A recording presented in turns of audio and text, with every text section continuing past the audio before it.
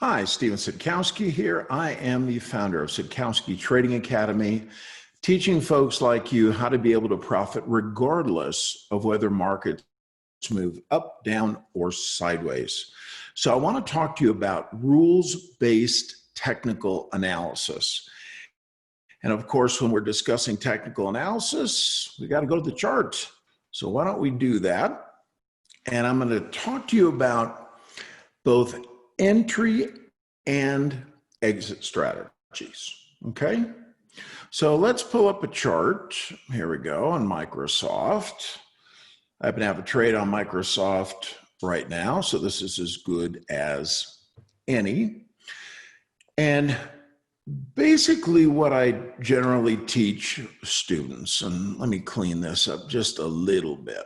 Okay, definition of a bullish stock from the perspective of a technician.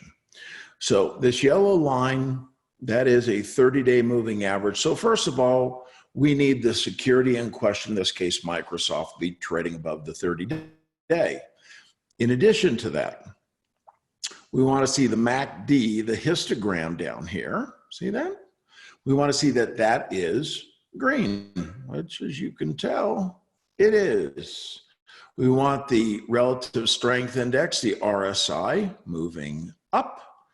And we want to see OBV, on balance volume, also moving up. When all of those things align, boom, we have a bullish opportunity. So we could own the stock, buy a call option, do a call spread, do a short put spread. Any one of those will profit as this stock continues to move higher. Now, the question becomes, when do we get out? That's where people struggle, and you've got to have rules. You can't be relying on your hunches, your intuition, the noise that is out there. So what is going to be your exit? When are you no longer bullish? Well, a lot of people will use the MACD.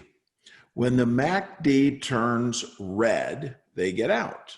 Well, you'd see right here, it dropped a little bit. You'd have gotten out, and the stock has moved from 180 to 196. Now, sometimes when the MACD turns, it's a good time to get out. You never know. Others will wait. Now, you're going to have to be more patient for the stock to actually trade below the 30-day moving average. Others, they'll get out if the MACD is red and they see these other indicators. So the RSI was pointed down, but OBV was still going sideways. And the MACD wasn't very red. So this starts to get a little confusing, doesn't it? Let me give you a trick. Let me have you add something to your indicators. I'm going to add another moving average. So go to simple moving average. And we're going to add a 10-day. We'll do it in white. It'll be easy to see. Okay. And there you have it. So a good entry is whenever the 10-day crosses above the 30-day. And again, you want to confirm with these other indicators. But a reasonable exit would be, now if you got a real twitchy finger, you could get out whenever we cross below the 10-day. For those that are going to be in trades typically for weeks, their exit could simply be when the 10-day crosses below the 30-day. That could be your exit. That could be your indication that things are bearish. And in fact, if you get confirmation that the MACD is bearish and RSI is bearish, and OBV is bearish, that might be an entry point for a bearish trade. So when you do it that way, either waiting for the 30 to cross or waiting for the 10 to cross below the 30, are you going to give up some of that profit? Absolutely you are. If you want to get out quicker and you don't mind trading more, your exit could be any time that we close below the 10-day moving average. But you'd have been out here, right? You'd have been out here, and the stock in fact went higher. So if you want to make life really simple, You can just use the 30-day. If you want to make it a little bit more sophisticated, you add the 10-day to it. What if we looked at the market right now? What do we get?